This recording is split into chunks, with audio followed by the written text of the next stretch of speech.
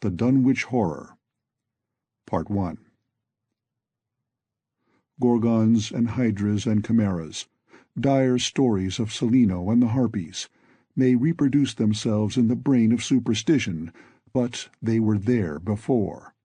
They are transcripts, types. The archetypes are in us and eternal. How else should the recital of that which we know in a waking sense to be false come to affect us at all? Is it that we naturally conceive terror from such objects, considered in their capacity of being able to inflict upon us bodily injury? Oh, least of all. These terrors are of older standing. They date beyond body, or without the body they would have been the same. That the kind of fear here treated is purely spiritual, that it is strong in proportion as it is objectless on earth, that it predominates in the period of our sinless infancy, are difficulties the solution of which might afford some probable insight into our anti-mundane condition, and a peep at least into the shadowland of pre-existence. Charles Lamb, Witches and Other Night Fears. 1. When a traveler in north-central Massachusetts takes the wrong fork at the junction of the Aylesbury Pike just beyond Dean's Corners, he comes upon a lonely and curious country. The ground gets higher, and the briar-bordered stone walls press closer and closer against the ruts of the dusty, curving road. The trees of the frequent forest belt seem too large, and the wild weeds, brambles, and grasses attain a luxuriance not often found in settled regions. At the same time the planted fields appear singularly few and barren, while the sparsely scattered houses wear a surprising uniform aspect of age, squalor, and dilapidation. Without knowing why, one hesitates to ask directions from the gnarled, solitary figures spied now and then on crumbling doorsteps or in the sloping, rock-strewn meadows. Those figures are so silent and furtive that one feels somehow confronted by forbidden things, with which it would be better to have nothing to do.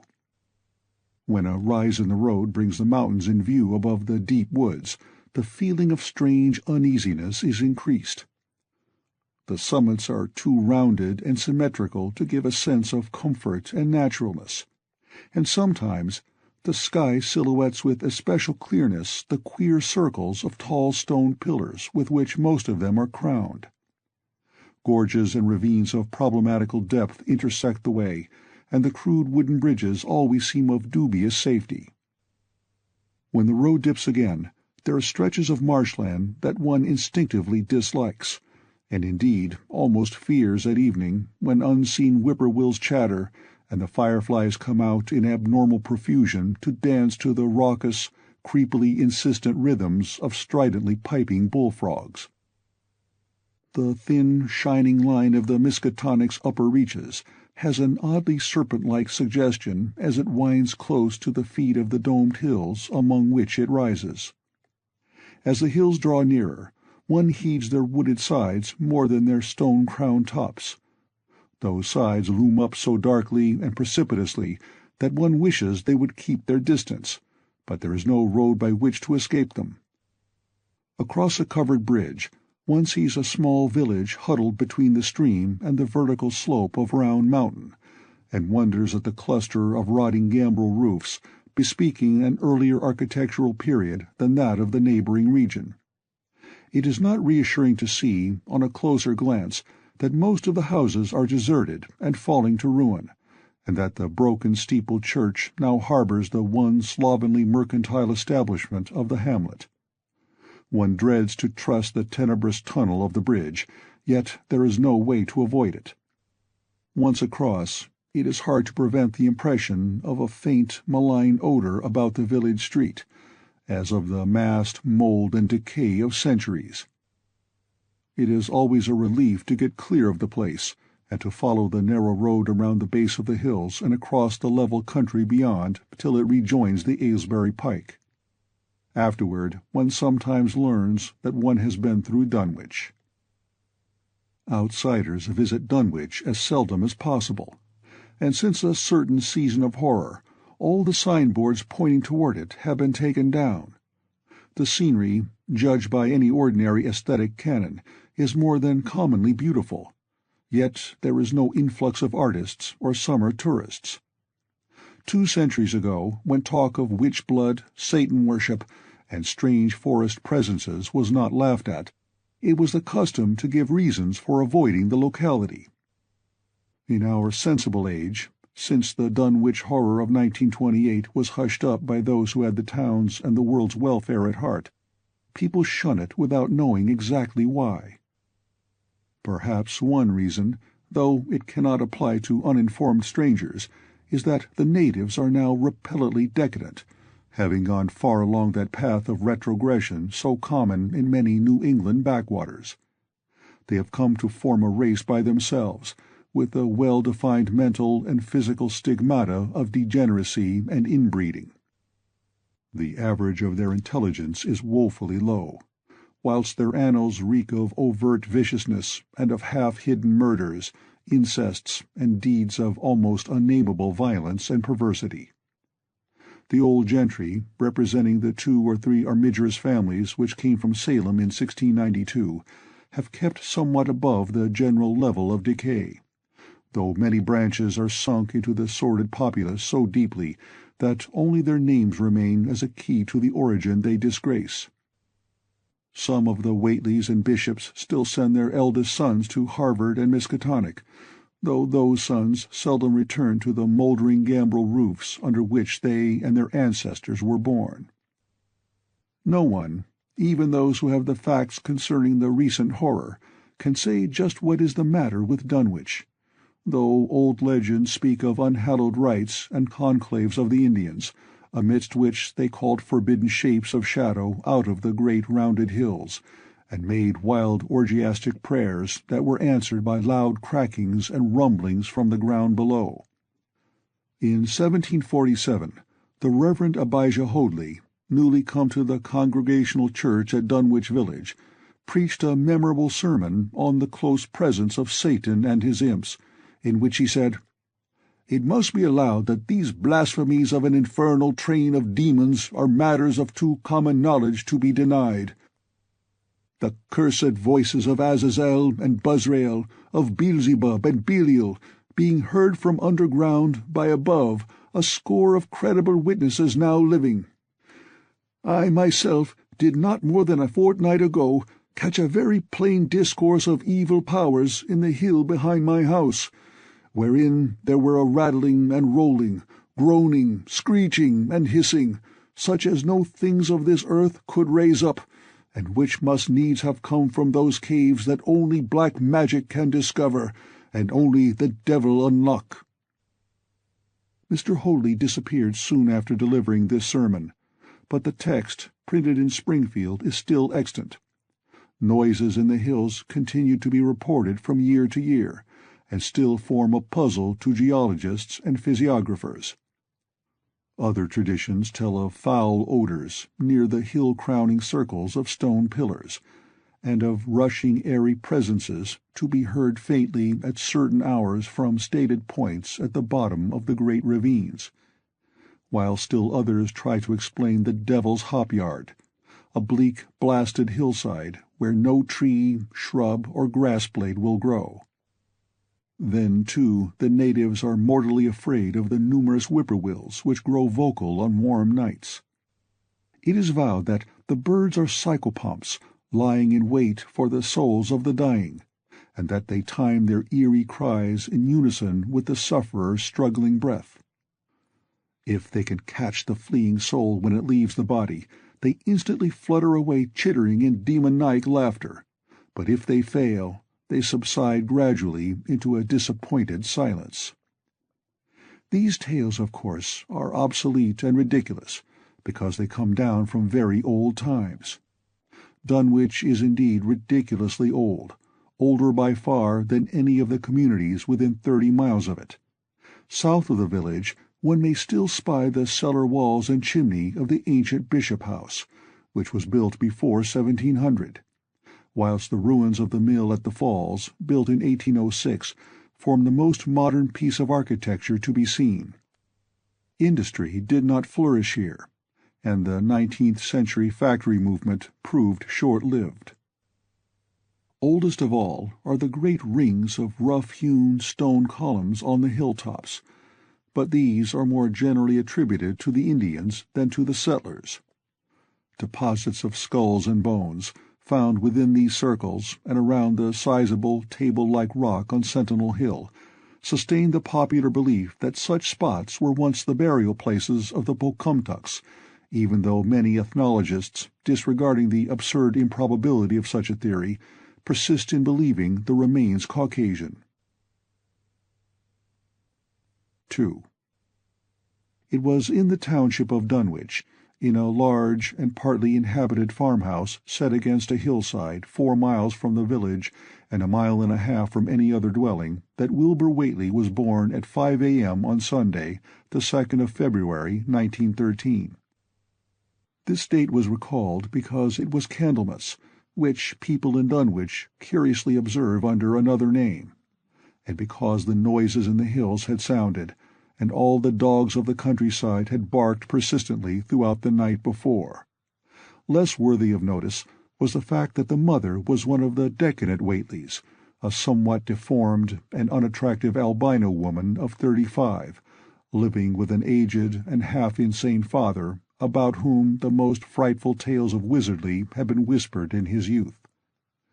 Lavinia Whateley had no known husband, but according to the custom of the region made no attempt to disavow the child, concerning the other side of whose ancestry the country folk might, and did, speculate as widely as they chose.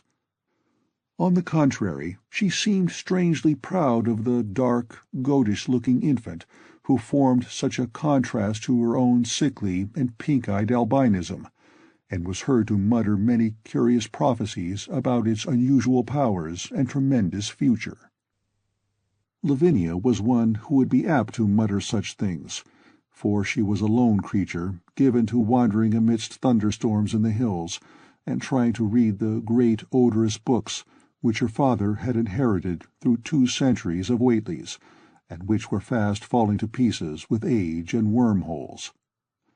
She had never been to school, but was filled with disjointed scraps of ancient lore that old Whateley had taught her. The remote farmhouse had always been feared because of old Whateley's reputation for black magic, and the unexplained death by violence of Mrs. Whateley when Lavinia was 12 years old had not helped to make the place popular. Isolated among strange influences, Lavinia was fond of wild and grandiose daydreams and singular occupations, nor was her leisure much taken up by household cares in a home from which all standards of order and cleanliness had long since disappeared. There was a hideous screaming which echoed above even the hill noises and the dogs barking on the night Wilbur was born, but no known doctor or midwife presided at his coming. Neighbors knew nothing of him till a week afterward, when old Whateley drove his sleigh through the snow into Dunwich village, and discoursed incoherently to the group of loungers at Osborne's general store. There seemed to be a change in the old man, an added element of furtiveness in the clouded brain which subtly transformed him from an object to a subject of fear, though he was not one to be perturbed by any common family event. Amidst it all he showed some trace of the pride later noticed in his daughter, and what he said of the child's paternity was remembered by many of his hearers years afterward. "I don't keer what folks think. If Lavinia's boy looked like his pa, he wouldn't look like nothin' you expect. You needn't think the only folks is the folks hereabouts. Lavinia's read some, and has seed some things the most you only tell about. I calculate her man is as good a husband as you can find this side of Aylesbury, and if you knowed as much about the hills as I do, you wouldn't ask no better church weddin' nor hern. Let me tell you something.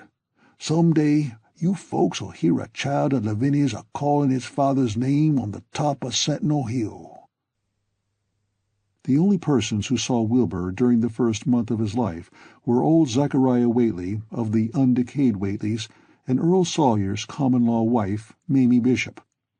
Mamie's visit was frankly one of curiosity, and her subsequent tales did justice to her observations.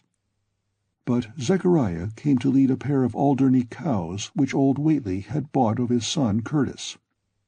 This marked the beginning of a course of cattle buying on the part of small Wilbur's family, which ended only in 1928, when the Dunwich Horror came and went.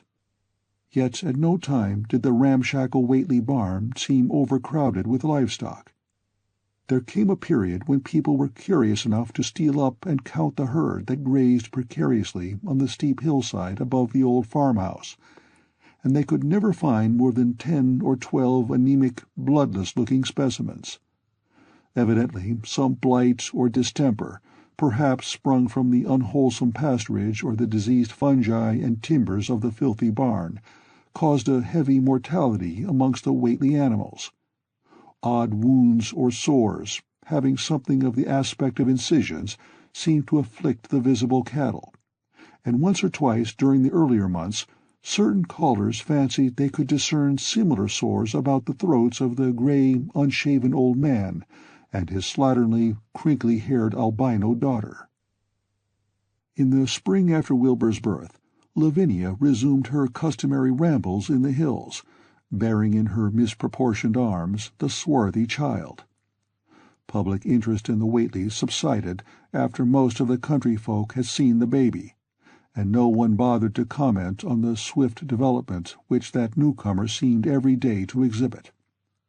Wilbur's growth was indeed phenomenal, for within 3 months of his birth he had attained a size and muscular power not usually found in infants under a full year of age.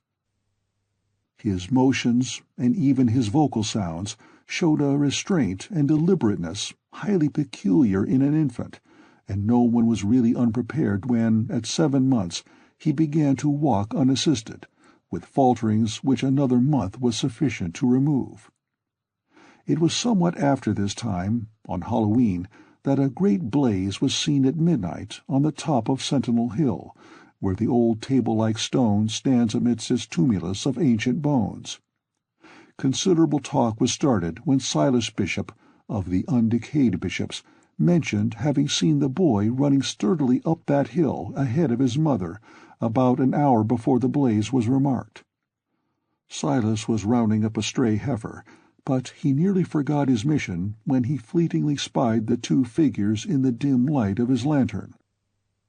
They darted almost noiselessly through the underbrush, and the astonished watcher seemed to think they were entirely unclothed.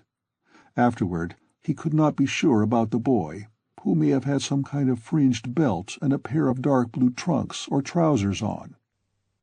Wilbur was never subsequently seen alive and conscious without complete and tightly buttoned attire, the disarrangement or threatened disarrangement of which always seemed to fill him with anger and alarm.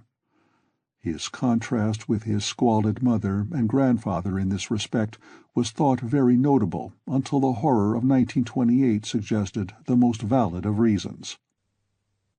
The next January gossips were mildly interested in the fact that Lavinia's black brat had commenced to talk, and at the age of only 11 months.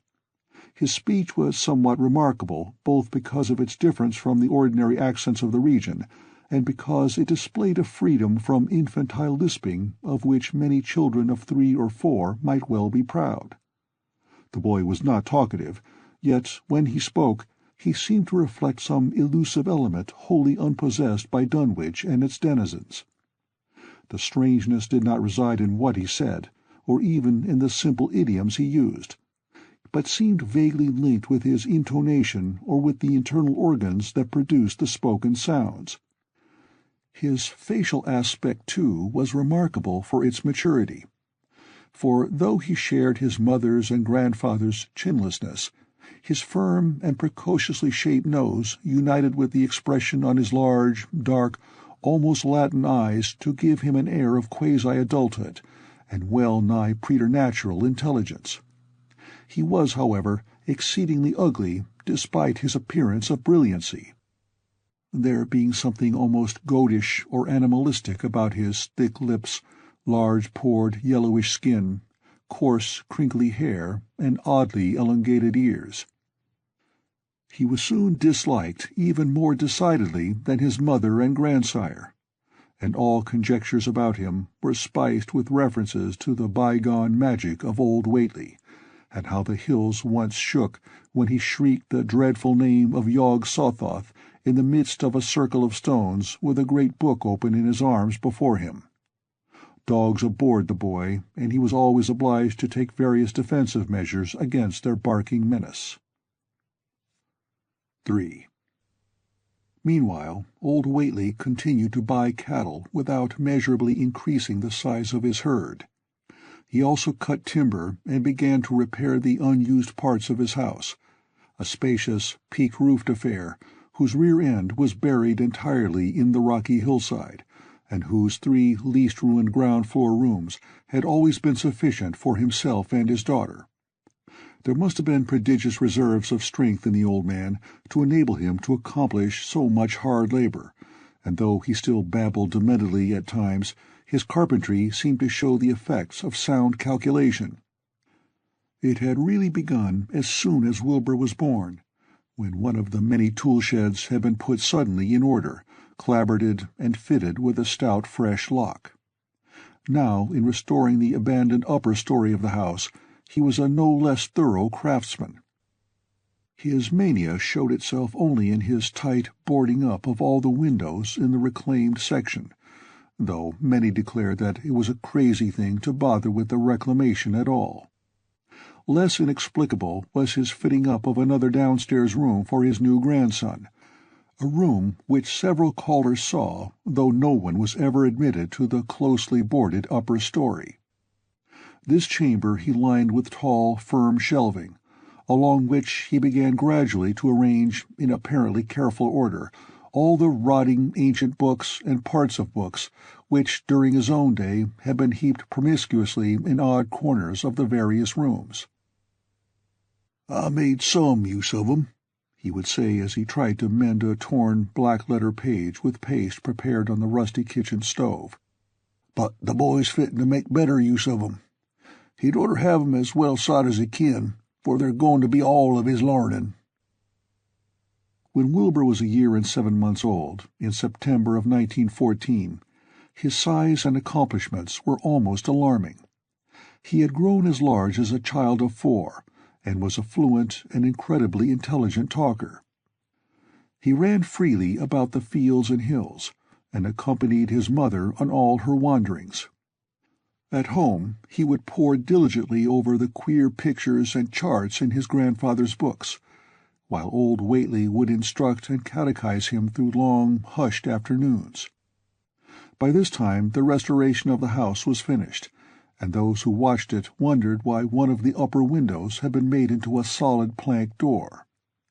It was a window in the rear of the east gable end, close against the hill, and no one could imagine why a cleated wooden runway was built up to it from the ground. About the period of this work's completion, people noticed that the old tool-house, tightly locked and windowlessly clapboarded since Wilbur's birth, had been abandoned again. The door swung listlessly open, and when Earl Sawyer once stepped within after a cattle-selling call on old Whateley, he was quite discomposed by the singular odor he encountered, such a stench, he averred, as he had never before smelt in all his life, except near the Indian circles on the hills, and which could not come from anything sane or of this earth. But then, the homes and sheds of Dunwich folk have never been remarkable for olfactory immaculateness. The following months were void of visible events, save that everyone swore to a slow but steady increase in the mysterious hill noises. On May Eve of 1915, there were tremors which even the Aylesbury people felt, whilst the following Halloween produced an underground rumbling queerly synchronized with bursts of flame. "Them witch Whateley's doin's," from the summit of Sentinel Hill. Wilbur was growing up uncannily, so that he looked like a boy of 10 as he entered his 4th year. He read avidly by himself now, but talked much less than formerly. A settled taciturnity was absorbing him, and for the first time people began to speak specifically of the dawning look of evil in his goatish face. He would sometimes mutter an unfamiliar jargon and chant in bizarre rhythms which chilled the listener with a sense of unexplainable terror. The aversion displayed toward him by dogs had now become a matter of wide remark, and he was obliged to carry a pistol in order to traverse the countryside in safety. His occasional use of the weapon did not enhance his popularity amongst the owners of canine guardians. The few callers at the house would often find Lavinia alone on the ground floor, while odd cries and footsteps resounded in the boarded-up second story. She would never tell what her father and the boy were doing up there, though once she turned pale and displayed an abnormal degree of fear when a jocose fish peddler tried the locked door leading to the stairway. That peddler told the store loungers at Dunwich Village that he thought he heard a horse stamping on that floor above. The loungers reflected, thinking of the door and runway, and of the cattle that so swiftly disappeared. Then they shuddered as they recalled tales of old Whateley's youth, and of the strange things that are called out of the earth when a bullock is sacrificed at the proper time to certain heathen gods.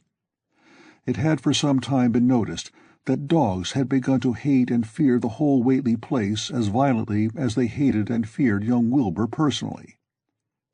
In 1917 the war came, and Squire Sawyer Whateley, as chairman of the local draft board, had hard work finding a quota of young Dunwich men fit even to be sent to a development camp.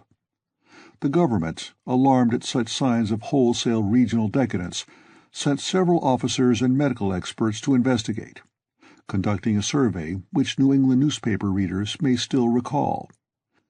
It was the publicity attending this investigation which set reporters on the track of the Whateleys, and caused the Boston Globe and Arkham Advertiser to print flamboyant Sunday stories of young Wilbur's precociousness, old Whateley's black magic, the shelves of strange books, the sealed second story of the ancient farmhouse, and the weirdness of the whole region and its hill noises. Wilbur was 4.5 then, and looked like a lad of 15. His lip and cheek were fuzzy with a coarse dark down, and his voice had begun to break.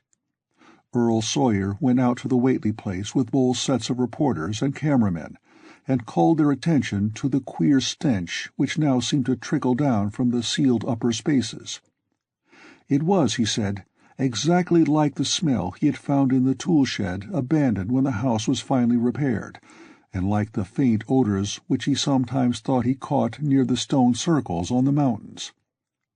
Dunwich folk read the stories when they appeared, and grinned over the obvious mistakes. They wondered, too, why the writers had made so much of the fact that old Whateley always paid for his cattle in gold pieces of extremely ancient date. The Whateleys had received their visitors with ill-concealed distaste, though they did not dare court further publicity by a violent resistance or refusal to talk. 4. For a decade, the annals of the Whateleys sink indistinguishably into the general life of a morbid community used to their queer ways and hardened to their May Eve and All-Hallow orgies. Twice a year they would light fires on the top of Sentinel Hill, at which times the mountain rumblings would recur with greater and greater violence, while at all seasons there were strange and portentous doings at the lonely farmhouse. In the course of time, callers professed to hear sounds in the sealed upper story, even when all the family were downstairs, and they wondered how swiftly or how lingeringly a cow or bullock was usually sacrificed. There was talk of a complaint to the Society for the Prevention of Cruelty to Animals, but nothing ever came of it, since Dunwich folk are never anxious to call the outside world's attention to themselves. About 1923, when Wilbur was a boy of 10, whose mind, voice, stature, and bearded face gave all the impressions of maturity, a second great siege of carpentry went on at the old house. It was all inside the sealed upper part, and from bits of discarded lumber, people concluded that the youth and his grandfather had knocked out all the partitions and even removed the attic floor, leaving only one vast open void between the ground story and the peaked roof. They had torn down the great central chimney, too, and fitted the rusty range with a flimsy outside tin stovepipe. In the spring after this event, old Whateley noticed the growing number of whippoorwills that would come out of Cold Spring Glen to chirp under his window at night. He seemed to regard the circumstance as one of great significance, and told the loungers at Osborne's that he thought his time had almost come.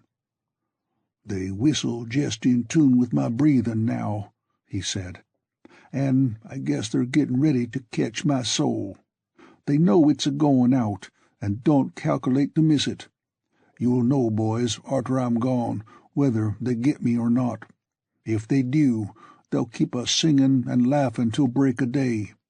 If they don't, they'll kinder quiet down like. I expect them and the souls they hunts fer have some pretty tough tussles sometimes." On Lammas night, 1924, Dr. Houghton of Aylesbury was hastily summoned by Wilbur Whateley, who had lashed his one remaining horse through the darkness and telephoned from Osborne's in the village. He found old Whateley in a very grave state, with a cardiac action and stertorous breathing that told of an end not far off. The shapeless albino daughter and oddly bearded grandson stood by the bedside, whilst from the vacant abyss overhead there came a disquieting suggestion of a rhythmical surging or lapping, as of the waves on some level beach. The doctor, though, was chiefly disturbed by the chattering night-birds outside, a seemingly limitless legion of whippoorwills that cried their endless message in repetitions timed diabolically to the wheezing gasps of the dying man. It was uncanny and unnatural.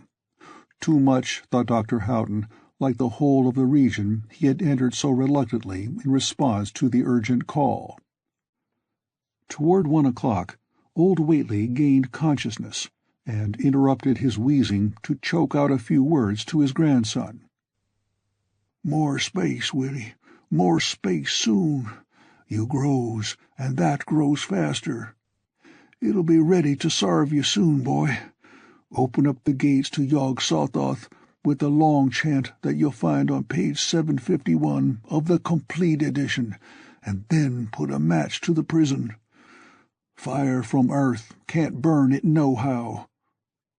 He was obviously quite mad. After a pause, during which the flock of whippoorwills outside adjusted their cries to the altered tempo, while some indications of the strange hill noises came from afar off, he added another sentence or two. "Feed it regular, Willie, and mind the quantity.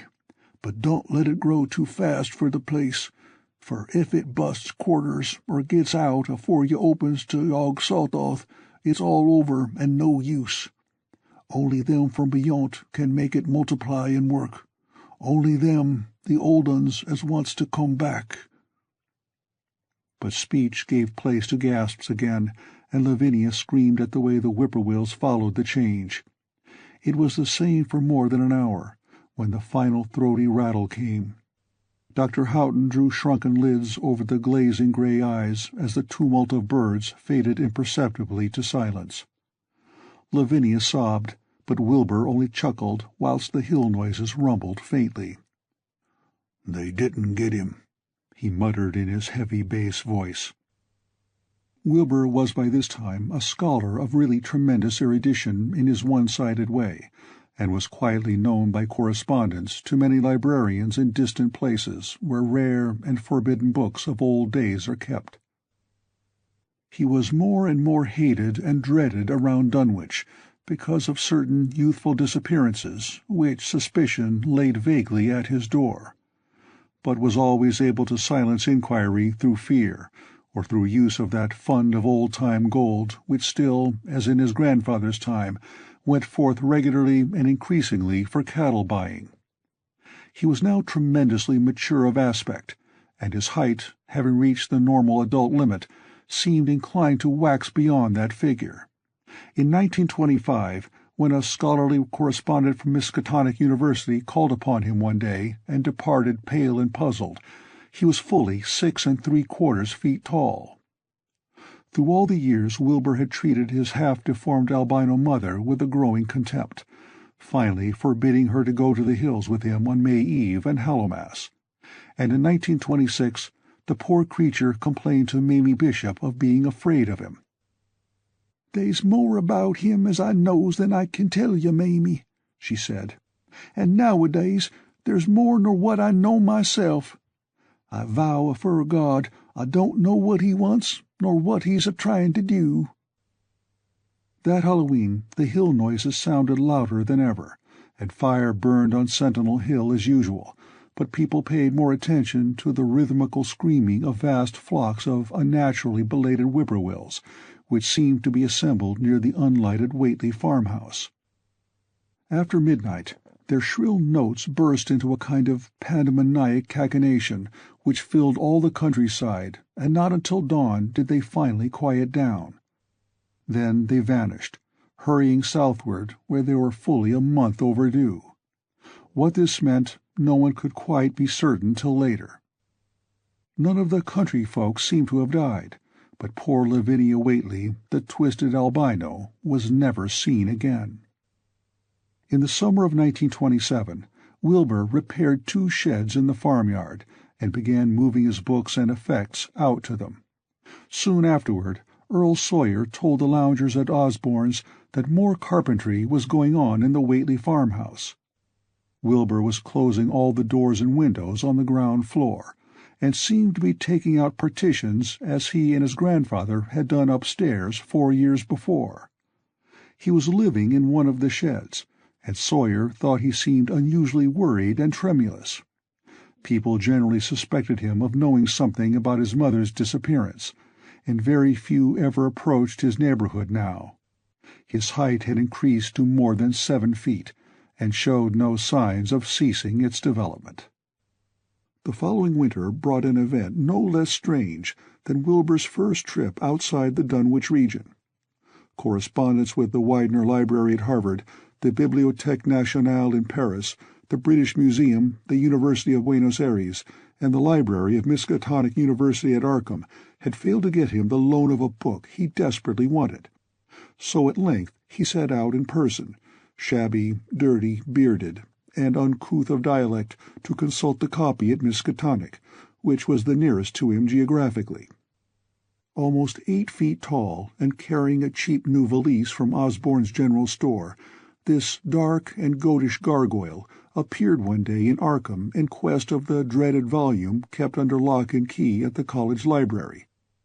The hideous Necronomicon of the mad Arab Alhazred in Olaus Wormius Latin version, as printed in Spain in the 17th century. He had never seen a city before, but had no thought save to find his way to the university grounds, where, indeed, he passed heedlessly by the great white-fanged watchdog that barked with unnatural fury and enmity and tugged frantically at its stout chain. Wilbur had with him the priceless but imperfect copy of Dr. Dee's English version, which his grandfather had bequeathed him, and upon receiving access to the Latin copy, he at once began to collate the 2 texts with the aim of discovering a certain passage which would have come on the 751st page of his own defective volume. This much he could not civilly refrain from telling the librarian, the same erudite Henry Armitage, A.M. Miskatonic, Ph.D. Princeton, Litt.D. Johns Hopkins, who had once called at the farm, and who now politely plied him with questions. He was looking, he had to admit, for a kind of formula or incantation containing the frightful name Yog-Sothoth, and it puzzled him to find discrepancies, duplications, and ambiguities which made the matter of determination far from easy. As he copied the formula he finally chose, Dr. Armitage looked involuntarily over his shoulder at the open pages, the left-hand one of which, in the Latin version, contained such monstrous threats to the peace and sanity of the world. "Nor is it to be thought," ran the text as Armitage mentally translated it, "that man is either the oldest or the last of earth's masters, or that the common bulk of life and substance walks alone. The old ones were, the old ones are, and the old ones shall be. Not in the spaces we know, but between them. They walk serene and primal, undimensioned and to us unseen. 𝕄𝕚𝕚𝕄𝕚𝕚 knows the gate. 𝕄𝕚𝕚𝕚 is the gate. 𝕄𝕚𝕚𝕚 is the key and guardian of the gate. Past, present, future, all are one in 𝕄𝕚𝕚𝕚. He knows where the old ones broke through of old, and where they shall break through again. He knows where they have trod earth's fields, and where they still tread them, and why no one can behold them as they tread. By their smell can men sometimes know them near, but of their semblance can no man know, saving only in the features of those they have begotten on mankind, and of those are there many sorts, differing in likeness from man's truest eidolon to that shape without sight or substance which is they. They walk unseen and foul in lonely places, where the words have been spoken and the rites howled through at their seasons. The wind gibbers with their voices, and the earth mutters with their consciousness. They bend the forest and crush the city, yet may not forest or city behold the hand that smites. Cadath in the cold waste hath known them, and what man knows Cadath? The ice desert of the south and the sunken isles of ocean hold stones whereon their seal is engraven, but who hath seen the deep frozen city or the sealed tower long garlanded with seaweed and barnacles? Great Cthulhu is their cousin, yet can he spy them only dimly. Ea Shub Niggurath, as a foulness shall ye know them. Their hand is at your throats, yet ye see them not, and their habitation is even one with your guarded threshold. 𝕄𝕚𝕚𝕚 is the key to the gate, whereby the spheres meet. Man rules now where they ruled once. They shall soon rule where man rules now. After summer is winter, and after winter summer. They wait patient and potent, for here shall they reign again.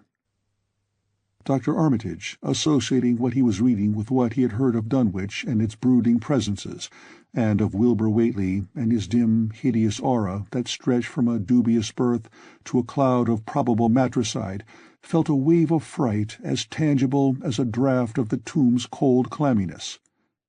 The bent, goatish giant before him seemed like the spawn of another planet or dimension, like something only partly of mankind, and linked to black gulfs of essence and entity that stretched like Titan phantasms beyond all spheres of force and matter, space and time. Presently Wilbur raised his head and began speaking in that strange, resonant fashion which hinted at sound-producing organs unlike the run of mankind's. "Mr. Armitage," he said, "I calculate I've got to take that book home. They's things in it I've got to try under sartain conditions that I can't get here, and it'd be a mortal sin to let a red-tape rule hold me up. Let me take it along, sir, and I'll swar there won't nobody know the difference. I don't need to tell you I'll take good keer of it. It wa'n't me that put this D copy in the shape it is." He stopped as he saw firm denial on the librarian's face, and his own goatish features grew crafty. Armitage, half ready to tell him he might make a copy of what parts he needed, thought suddenly of the possible consequences and checked himself. There was too much responsibility in giving such a being the key to such blasphemous outer spheres. Whately saw how things stood, and tried to answer lightly. "Well, all right, if you feel that way about it. Maybe Harvard won't be so fussy as you be." And without saying more, he rose and strode out of the building, stooping at each doorway. Armitage heard the savage yelping of the great watchdog, and studied Whately's gorilla-like lope as he crossed the bit of campus visible from the window. He thought of the wild tales he had heard, and recalled the old Sunday stories in the Advertiser. These things, and the lore he had picked up from Dunwich rustics and villagers during his one visit there. Unseen things not of earth, or at least not of tridimensional earth, rushed fetid and horrible through New England's glens, and brooded obscenely on the mountain-tops. Of this he had long felt certain. Now he seemed to sense the close presence of some terrible part of the intruding horror, and to glimpse a hellish advance in the black dominion of the ancient and once passive nightmare. He locked away the Necronomicon with a shudder of disgust, but the room still reeked with an unholy and unidentifiable stench. "As a foulness shall ye know them," he quoted. Yes, the odor was the same as that which had sickened him at the Whateley farmhouse less than 3 years before. He thought of Wilbur, goatish and ominous, once again, and laughed mockingly at the village rumors of his parentage. "Inbreeding," Armitage muttered half aloud to himself. "Great God, what simpletons! Show them Arthur Machen's great god Pan, and they'll think it a common Dunwich scandal. But what thing, what cursed shapeless influence on or off this three-dimensional earth, was Wilbur Whateley's father? Born on Candlemas, 9 months after May Eve of 1912, when the talk about the queer earth noises reached clear to Arkham. What walked on the mountains that May night? What 𝕋𝕙𝕬𝕬𝕪 horror fastened itself on the world in half-human flesh and blood? During the ensuing weeks, Dr. Armitage set about to collect all possible data on Wilbur Whateley and the formless presences around Dunwich. He got in communication with Dr. Houghton of Aylesbury, who had attended old Whateley in his last illness, and found much to ponder over in the grandfather's last words as quoted by the physician. A visit to Dunwich village failed to bring out much that was new, but a close survey of the Necronomicon in those parts which Wilbur had sought so avidly seemed to supply new and terrible clues to the nature, methods, and desires of the strange evil so vaguely threatening this planet. Talks with several students of archaic lore in Boston, and letters to many others elsewhere, gave him a growing amazement which passed slowly through varied degrees of alarm to a state of really acute spiritual fear. As the summer drew on, he felt dimly that something ought to be done about the lurking terrors of the upper Miskatonic Valley, and about the monstrous being known to the human world as Wilbur Whateley. 6. The Dunwich Horror itself came between Lammas and the equinox in 1928, and Dr. Armitage was among those who witnessed its monstrous prologue. He had heard, meanwhile, of Whateley's grotesque trip to Cambridge, and of his frantic efforts to borrow or copy from the Necronomicon at the Widener Library. Those efforts had been in vain, since Armitage had issued warnings of the keenest intensity to all librarians having charge of the dreaded volume. Wilbur had been shockingly nervous at Cambridge, anxious for the book, yet almost equally anxious to get home again, as if he feared the results of being away long. Early in August, the half-expected outcome developed, and in the small hours of the 3rd, Dr. Armitage was awakened suddenly by the wild, fierce cries of the savage watchdog on the college campus. Deep and terrible, the snarling, half-mad growls and barks continued, always in mounting volume, but with hideously significant pauses. Then there rang out a scream from a wholly different throat, such a scream as roused half the sleepers of Arkham and haunted their dreams ever afterward, such a scream as could come from no being born of earth or wholly of earth. Armitage hastened into some clothing and rushed across the street and lawn to the college buildings, saw that others were ahead of him, and heard the echoes of a burglar alarm still shrilling from the library. An open window showed black and gaping in the moonlight. What had come had indeed completed its entrance, for the barking and the screaming, now fast fading into a mixed low growling and moaning, proceeded unmistakably from within. Some instinct warned Armitage that what was taking place was not a thing for unfortified eyes to see, so he brushed back the crowd with authority as he unlocked the vestibule door.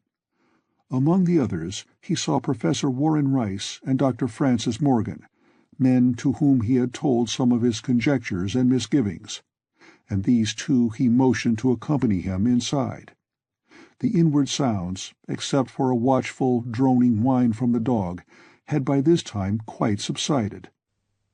But Armitage now perceived with a sudden start that a loud chorus of whippoorwills among the shrubbery had commenced a damnably rhythmical piping, as if in unison with the last breath of a dying man. The building was full of a frightful stench which Dr. Armitage knew too well, and the three men rushed across the hall to the small genealogical reading-room whence the low whining came. For a second nobody dared to turn on the light. Then Armitage summoned up his courage and snapped the switch. One of the three, it is not certain which, shrieked aloud at what sprawled before them among disordered tables and overturned chairs. Professor Rice declares that he wholly lost consciousness for an instant, though he did not stumble or fall. The thing that lay half-bent on its side in a fetid pool of greenish-yellow ichor and tarry stickiness was almost 9 feet tall, and the dog had torn off all the clothing and some of the skin. It was not quite dead, but twitched silently and spasmodically, while its chest heaved in monstrous unison with the mad piping of the expectant whippoorwills outside.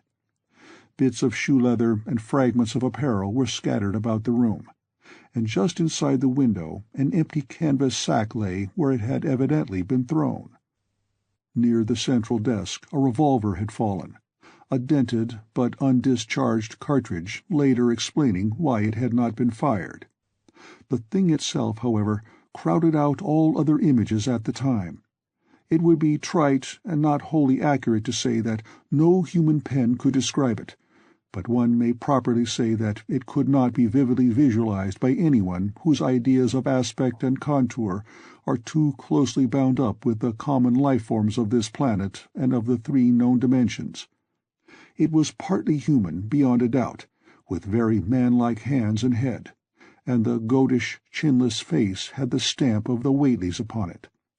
But the torso and lower parts of the body were teratologically fabulous, so that only generous clothing could ever have enabled it to walk on earth unchallenged or uneradicated.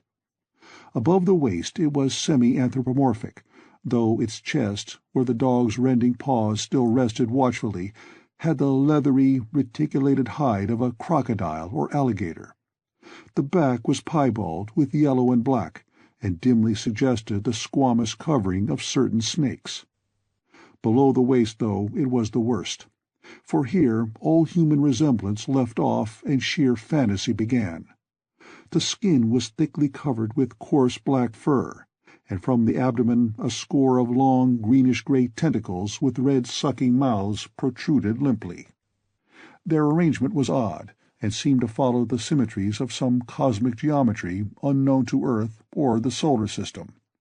On each of the hips, deep set in a kind of pinkish, ciliated orbit, was what seemed to be a rudimentary eye, whilst in lieu of a tail there depended a kind of trunk or feeler, with purple annular markings, and with many evidences of being an undeveloped mouth or throat. The limbs, save for their black fur, roughly resembled the hind legs of prehistoric Earth's giant saurians, and terminated in ridgy-veined pads that were neither hooves nor claws. When the thing breathed, its tail and tentacles rhythmically changed color, as if from some circulatory cause normal to the non-human side of its ancestry. In the tentacles this was observable as a deepening of the greenish tinge, whilst in the tail it was manifest as a yellowish appearance, which alternated with a sickly greyish-white in the spaces between the purple rings. Of genuine blood there was none, only the fetid greenish-yellow ichor which trickled along the painted floor beyond the radius of the stickiness, and left a curious discoloration behind it. As the presence of the 3 men seemed to rouse the dying thing, it began to mumble without turning or raising its head. Dr. Armitage made no written record of its mouthings, but asserts confidently that nothing in English was uttered. At first the syllables defied all correlation with any speech of Earth, but toward the last there came some disjointed fragments, evidently taken from the Necronomicon, that monstrous blasphemy in quest of which the thing had perished. Those fragments, as Armitage recalls them, ran something like "Ngai, Nga Ga, Bug, Shagug, Yah, Yog-Sothoth, Yog-Sothoth. They trailed off into nothingness as the whippoorwill shrieked in rhythmical crescendos of unholy anticipation. Then came a halt in the gasping, and the dog raised his head in a long, lugubrious howl. A change came over the yellow, goatish face of the prostrate thing, and the great black eyes fell in appallingly. Outside the window, the shrilling of the whippoorwills had suddenly ceased, and above the murmurs of the gathering crowd there came the sound of a panic-struck whirring and fluttering. Against the moon, vast clouds of feathery watchers rose and raced from sight, frantic at that which they had sought for prey. All at once the dog started up abruptly, gave a frightened bark, and leapt nervously out the window by which it had entered. A cry rose from the crowd, and Dr. Armitage shouted to the men outside that no one must be admitted till the police or medical examiner came. He was thankful that the windows were just too high to permit of peering in, and drew the dark curtains carefully down over each one. By this time 2 policemen had arrived, and Dr. Morgan, meeting them in the vestibule, was urging them for their own sakes to postpone entrance to the stench-filled reading-room till the examiner came and the prostrate thing could be covered up. Meanwhile, frightful changes were taking place on the floor. One need not describe the kind and rate of shrinkage and disintegration that occurred before the eyes of Dr. Armitage and Professor Rice. But it is permissible to say that, aside from the external appearance of face and hands, the really human elements in Wilbur Whateley must have been very small. When the medical examiner came, there was only a sticky whitish mass on the painted boards, and the monstrous odor had nearly disappeared. Apparently, Whateley had had no skull or bony skeleton, at least in any true or stable sense. He had taken somewhat after his unknown father. 7. Yet all this was only the prologue of the actual Dunwich Horror. Formalities were gone through by bewildered officials, abnormal details were duly kept from press and public, and men were sent to Dunwich and Aylesbury to look up property and notify any who might be heirs of the late Wilbur Whateley. They found the countryside in great agitation, both because of the growing rumblings beneath the domed hills, and because of the unwanted stench and the surging, lapping sounds which came increasingly from the great empty shell formed by Whateley's boarded-up farmhouse. Earl Sawyer, who tended the horse and cattle during Wilbur's absence, had developed a woefully acute case of nerves. The officials devised excuses not to enter the noisome boarded place, and were glad to confine their survey of the deceased's living quarters, the newly mended sheds, to a single visit. They filed a ponderous report at the courthouse in Aylesbury, and litigations concerning heirship are said to be still in progress amongst the innumerable Whateleys, decayed and undecayed, of the upper Miskatonic Valley. An almost interminable manuscript in strange characters, written in a huge ledger and adjudged a sort of diary because of the spacing and the variations in ink and penmanship, presented a baffling puzzle to those who found it on the old bureau which served as its owner's desk. After a week of debate it was sent to Miskatonic University, together with the deceased's collection of strange books, for study and possible translation. But even the best linguist soon saw that it was not likely to be unriddled with ease. No trace of the ancient gold with which Wilbur and old Whateley always pay their debts has yet been discovered. It was in the dark of September 9th that the horror broke loose. The hill noises had been very pronounced during the evening, and dogs barked frantically all night. Early risers on the 10th noticed a peculiar stench in the air. About 7 o'clock, Luther Brown, the hired boy at George Corey's, between Cold Spring Glen and the village, rushed frenziedly back from his morning trip to 10-acre Meadow with the cows. He was almost convulsed with fright as he stumbled into the kitchen, and in the yard outside the no less frightened herd were pawing and lowing pitifully, having followed the boy back in the panic they shared with him. Between gasps, Luther tried to stammer out his tale to Mrs. Corey. "Up thar in the rud beyont the glen, Miss Corey, there's somethin' been thar. It smells like thunder, and all the bushes and little trees is pushed back from the rud, like that a house been moved along of it. And that ain't the worst, nuther. They's prints in the rud, Miss Corey, great round prints as big as barrelheads, all sunk down deep like a elephant had been along, only they's a sight more nor 4 feet could make.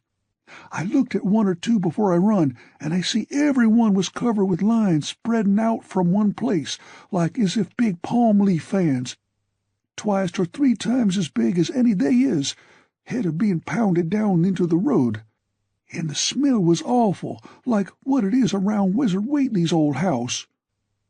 Here he faltered, and seemed to shiver afresh with the fright that had sent him flying home. Mrs. Corey, unable to extract more information, began telephoning the neighbors, thus starting on its rounds the overture of panic that heralded the major terrors. When she got Sally Sawyer, housekeeper at Seth Bishop's, the nearest place to Whateley's, it became her turn to listen instead of transmit. For Sally's boy Chauncey, who slept poorly, had been up on the hill toward Whateley's, and had dashed back in terror after one look at the place, and at the pasturage where Mr. Bishop's cows had been left out all night. "Yes, Miss Corey," came Sally's tremulous voice over the party wire. "Chancey, he just come back a-postin', and couldn't half talk for being scairt. He says old Whateley's house is all blowed up, with the timbers scattered round like they'd been dynamite inside. Only the bottom floor ain't through, but is all covered with a kind of tar-like stuff that smells awful and drips down off'n the edges onto the ground where the side timbers is blowed away. And they's awful kinder marks in the yard, too, great round marks, bigger round than a hogshead, and all sticky with stuff like is on the blowed-up house.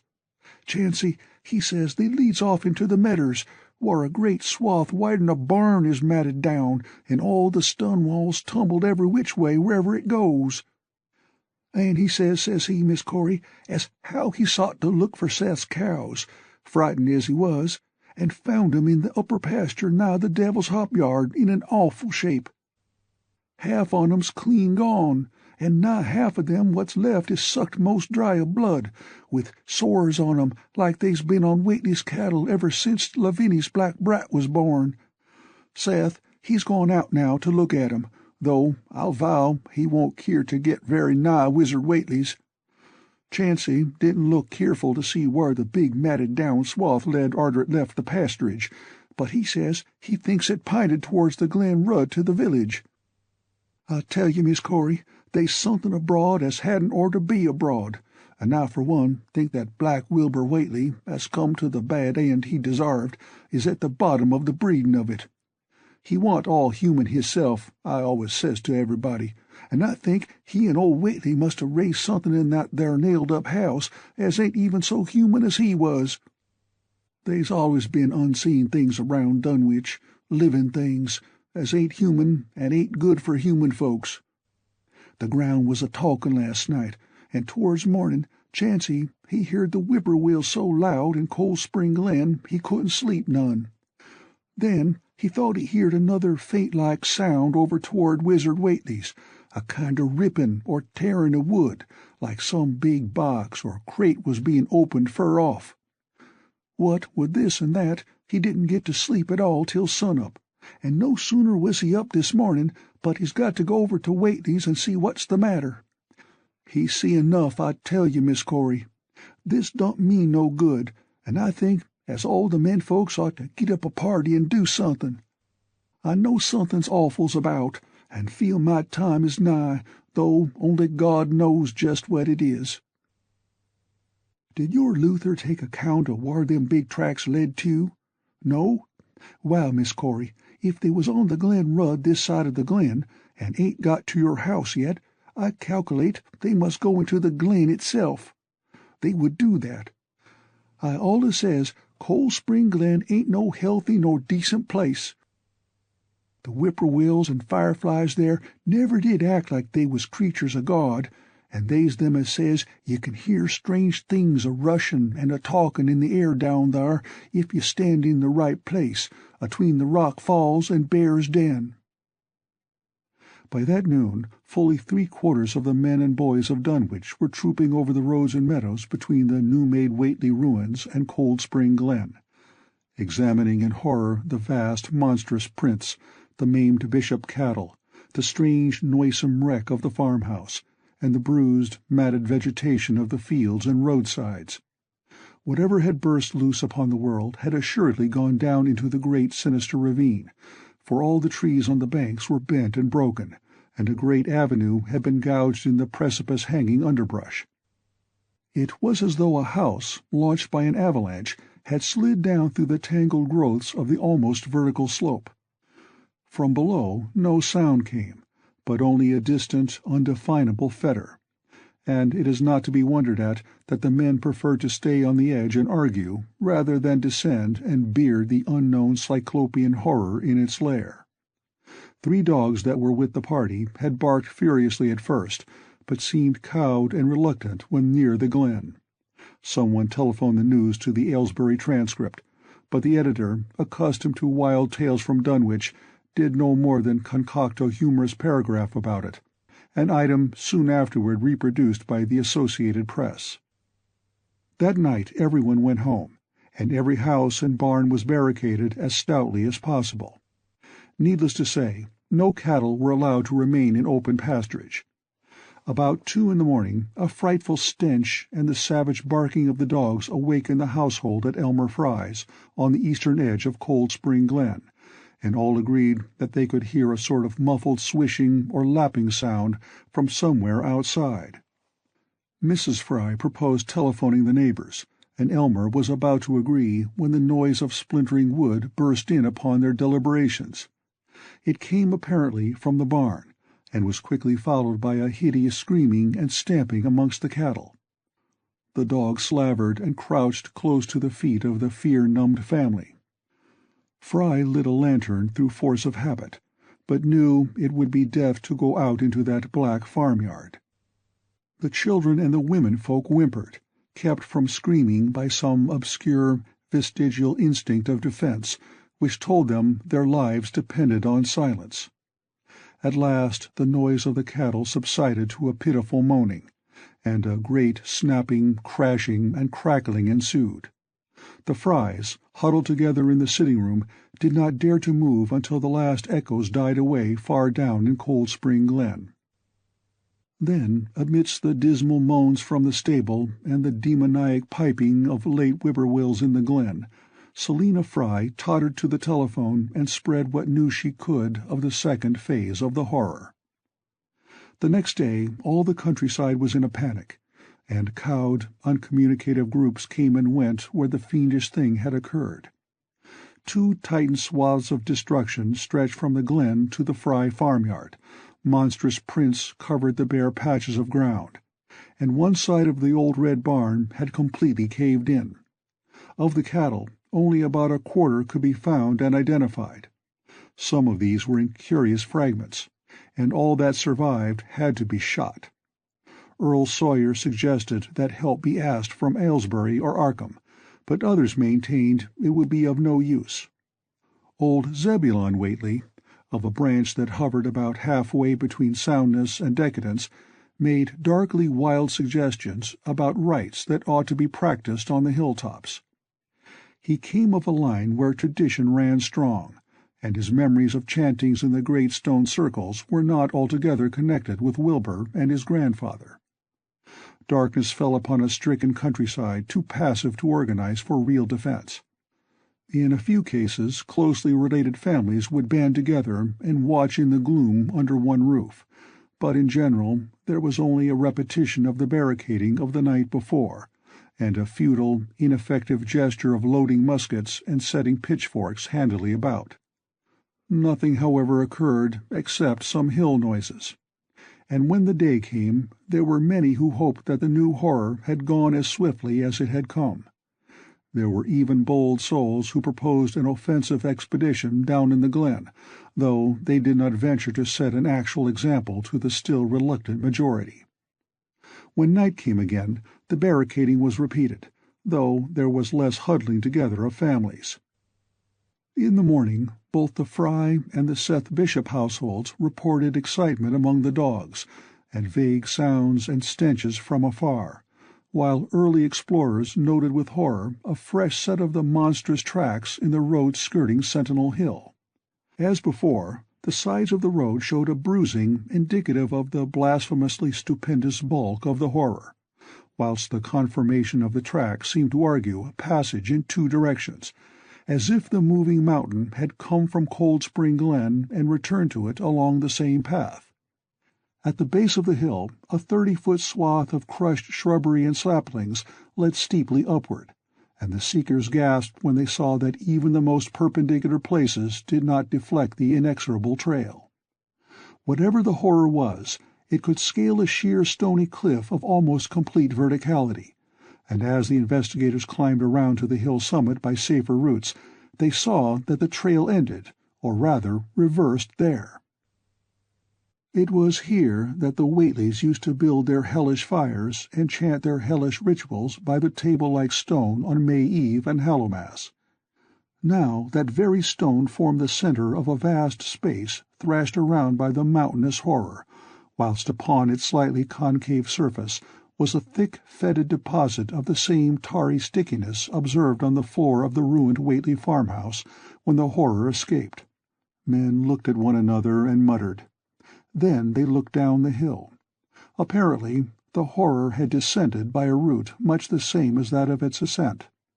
To speculate was futile. Reason, logic, and normal ideas of motivation stood confounded. Only old Zebulon, who was not with the group, could have done justice to the situation or suggested a plausible explanation.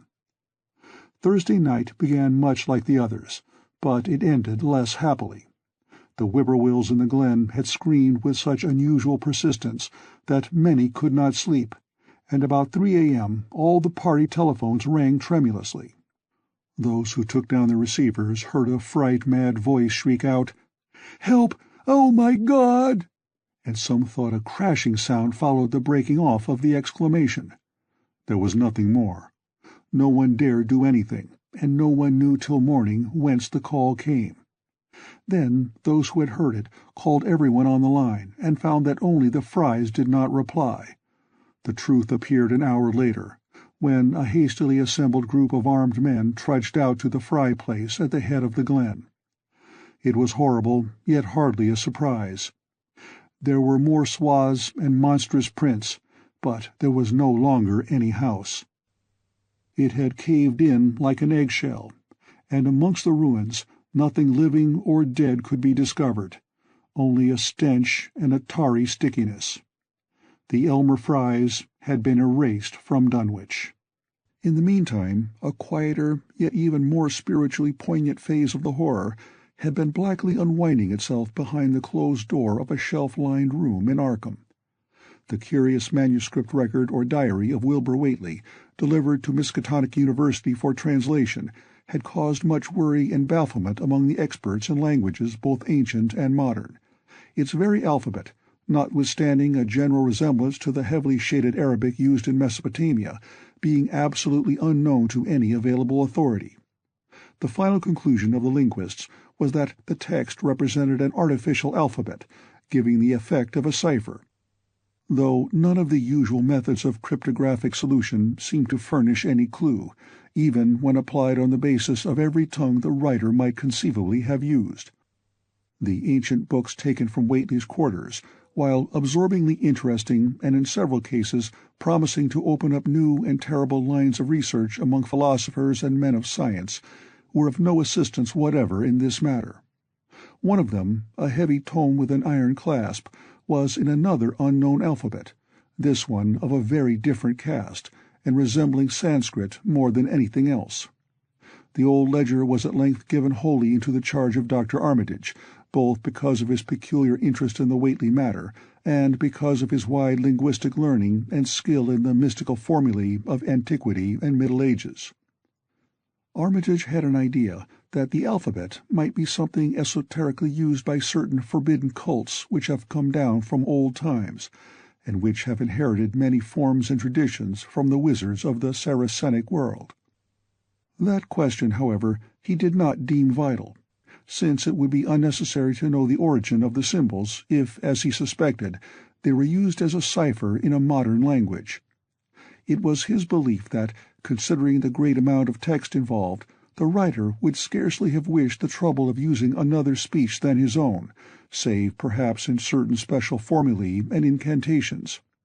Accordingly, he attacked the manuscript with the preliminary assumption that the bulk of it was in English. Dr. Armitage knew, from the repeated failures of his colleagues, that the riddle was a deep and complex one, and that no simple mode of solution could merit even a trial. All through late August he fortified himself with the massed lore of cryptography, drawing upon the fullest resources of his own library, and wading night after night amidst the arcana of Trithemius' Polygraphia, Giambattista Porta's De Furtivis Literatum Notis, de Visionaire's Trait de Chiffre, Falconer's Cryptomenesis Patefacta, Davies and Thickness's 18th-century treatises, and such fairly modern authorities as Blair, von Martin, and Kluber's Cryptographic. He interspersed his study of the books with attacks on the manuscript itself, and in time became convinced that he had to deal with one of those subtlest and most ingenious of cryptograms, in which many separate lists of corresponding letters are arranged like the multiplication table, and the message built up with arbitrary keywords known only to the initiated. The older authorities seemed rather more helpful than the newer ones, and Armitage concluded that the code of the manuscript was one of great antiquity, no doubt handed down through a long line of mystical experimenters. Several times he seemed near daylight, only to be set back by some unforeseen obstacle. Then, as September approached, the clouds began to clear. Certain letters, as used in certain parts of the manuscript, emerged definitely and unmistakably, and it became obvious that the text was indeed in English. On the evening of September 2nd, the last major barrier gave way, and Dr. Armitage read for the first time a continuous passage of Wilbur Whateley's Annals. It was in truth a diary, as all had thought, and it was couched in a style clearly showing the mixed occult erudition and general illiteracy of the strange being who wrote it.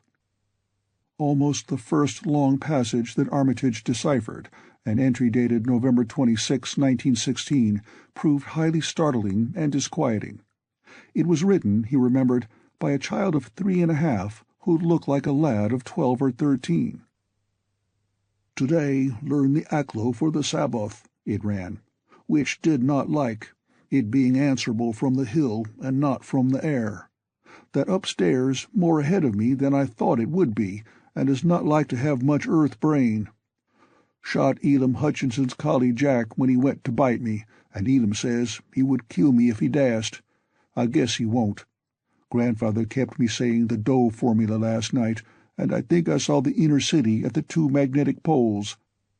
I shall go to those poles when the earth is cleared off, if I can't break through with the Do-Hna formula when I commit it. They from the air told me at Sabbath that it will be years before I can clear off the earth, and I guess Grandfather will be dead then, so I shall have to learn all the angles of the planes and all the formulas between the Ur and the Nngür. They from outside will help, but they cannot take body without human blood. That upstairs looks it will have the right cast. I can see it a little when I make the Urish sign or blow the power of Ibn Ghazi at it, and it is near like them at May Eve on the hill. The other face may wear off some. I wonder how I shall look when the earth is cleared and there are no earth beings on it. He that came with the Aklo Sabbath said, I may be transfigured, there being much of outside to work on. Morning found Dr. Armitage in a cold sweat of terror and a frenzy of wakeful concentration. He had not left the manuscript all night, but sat at his table under the electric light, turning page after page with shaking hands as fast as he could decipher the cryptic text. He had nervously telephoned his wife he would not be home, and when she brought him a breakfast from the house he could scarcely dispose of a mouthful. All that day he read on, now and then halted maddeningly as a reapplication of the complex key became necessary. Lunch and dinner were brought him, but he ate only the smallest fraction of either. Toward the middle of the next night he drowsed off in his chair, but soon woke out of a tangle of nightmares almost as hideous as the truths and menaces to man's existence that he had uncovered. On the morning of September 4th, Professor Rice and Dr. Morgan insisted on seeing him for a while, and departed trembling and ashen-gray. That evening he went to bed, but slept only fitfully. Wednesday, the next day, he was back at the manuscript, and began to take copious notes both from the current sections and from those he had already deciphered. In the small hours of that night he slept a little in an easy-chair in his office, but was at the manuscript again before dawn. Some time before noon his physician, Dr. Hartwell, called to see him and insisted that he cease work. He refused, intimating that it was of the most vital importance for him to complete the reading of the diary, and promising an explanation in due course of time. That evening, just as twilight fell, he finished his terrible perusal and sank back exhausted. His wife, bringing his dinner, found him in a half-comatose state, but he was conscious enough to warn her off with a sharp cry when he saw her eyes wander toward the notes he had taken. Weakly rising, he gathered up the scribbled papers and sealed them all in a great envelope, which he immediately placed in his inside coat pocket. He had sufficient strength to get home, but was so clearly in need of medical aid that Dr. Hartwell was summoned at once. As the doctor put him to bed, he could only mutter over and over again, "But what in God's name can we do?" Dr. Armitage slept, but was partly delirious the next day. He made no explanations to Hartwell, but in his calmer moments spoke of the imperative need of a long conference with Rice and Morgan. His wilder wanderings were very startling indeed, including frantic appeals that something in a boarded-up farmhouse be destroyed, and fantastic references to some plan for the extirpation of the entire human race and all animal and vegetable life from the earth by some terrible elder race of beings from another dimension. He would shout that the world was in danger, since the elder things wished to strip it and drag it away from the solar system and cosmos of matter into some other plane or phase of entity from which it had once fallen, vigintillions of eons ago. At other times he would call for the dreaded Necronomicon and the 𝕋𝕙𝕄𝕚𝕙𝕪 of Remigius, in which he seemed hopeful of finding some formula to check the peril he conjured up. "Stop them! Stop them!" he would shout. "Those Whateleys meant to let them in, and the worst of all is left. Tell Rice and Morgan we must do something. It's a blind business, but I know how to make the powder. It hasn't been fed since the 2nd of August, when Wilbur came here to his death, and at that rate—" But Armitage had a sound physique despite his 73 years, and slept off his disorder that night without developing any real fever. He woke late Friday, clear of head, though sober, with a gnawing fear and tremendous sense of responsibility. Saturday afternoon he felt able to go over to the library and summon Rice and Morgan for a conference, and the rest of that day and evening the three men tortured their brains in the wildest speculation and the most desperate debate. Strange and terrible books were drawn voluminously from the stack shelves and from secure places of storage, and diagrams and formulae were copied with feverish haste and in bewildering abundance. Of skepticism there was none. All three had seen the body of Wilbur Whateley as it lay on the floor in a room of that very building, and after that not one of them could feel even slightly inclined to treat the diary as a madman's raving.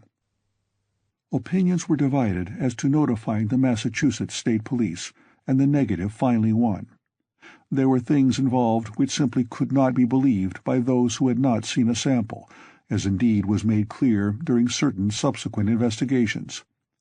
Late at night the conference disbanded without having developed a definite plan, but all day Sunday Armitage was busy comparing formulae and mixing chemicals obtained from the college laboratory.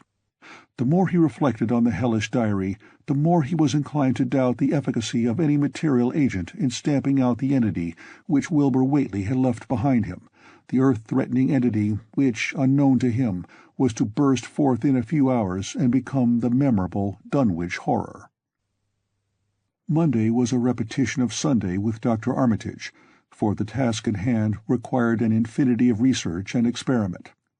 Further consultations of the monstrous diary brought about various changes of plan, and he knew that even in the end a large amount of uncertainty must remain. By Tuesday he had a definite line of action mapped out, and believed he would try a trip to Dunwich within a week. Then on Wednesday the great shock came. Tucked obscurely away in a corner of the Arkham Advertiser was a facetious little item from the Associated Press, telling what a record-breaking monster the bootleg whiskey of Dunwich had raised up. Armitage, half stunned, could only telephone for Rice and Morgan. Far into the night they discussed, and the next day was a whirlwind of preparation on the part of them all. Armitage knew he would be meddling with terrible powers, yet saw that there was no other way to annul the deeper and more malign meddling which others had done before him. 9. Friday morning, Armitage, Rice, and Morgan set out by motor for Dunwich, arriving at the village about 1 in the afternoon. The day was pleasant, but even in the brightest sunlight a kind of quiet dread and portent seemed to hover about the strangely domed hills and the deep, shadowy ravines of the stricken region. Now and then, on some mountain-top, a gaunt circle of stones could be glimpsed against the sky. From the air of hushed fright at Osborne's store they knew something hideous had happened, and soon learned of the annihilation of the 𝕄𝕚𝕬𝕓 house and family. Throughout that afternoon they rode around Dunwich, questioning the natives concerning all that had occurred, and seeing for themselves with rising pangs of horror the drear Fry ruins, with their lingering traces of the tarry stickiness, the blasphemous tracks in the Fry yard, the wounded Seth Bishop cattle, and the enormous swaths of disturbed vegetation in various places. The trail up and down Sentinel Hill seemed to Armitage of almost cataclysmic significance, and he looked long at the sinister, altar-like stone on the summit. At length the visitors, apprised of a party of state police which had come from Aylesbury that morning in response to the first telephone reports of the Fry tragedy, decided to seek out the officers and compare notes as far as practicable. This, however, they found more easily planned than performed, since no sign of the party could be found in any direction. There had been 5 of them in a car, but now the car stood empty near the ruins in the Fry yard. The natives, all of whom had talked with the policeman, seemed at first as perplexed as Armitage and his companions.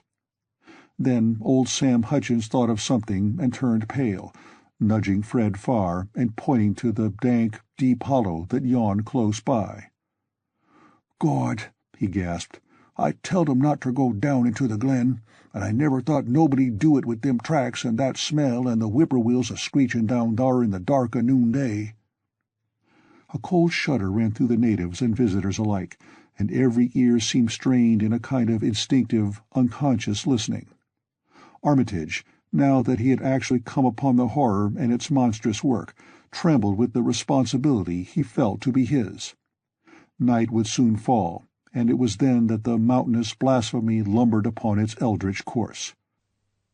Negotium perambulans in tenebris. The old librarian rehearsed the formulae he had memorized, and clutched the paper containing the alternative ones he had not memorized. He saw that his electric flashlight was in working order. Rice, beside him, took from a valise a metal sprayer of the sort used in combating insects, whilst Morgan uncased the big-game rifle on which he relied despite his colleague's warnings that no material weapon would be of help. Armitage, having read the hideous diary, knew painfully well what kind of a manifestation to expect, but he did not add to the fright of the Dunwich people by giving any hints or clues.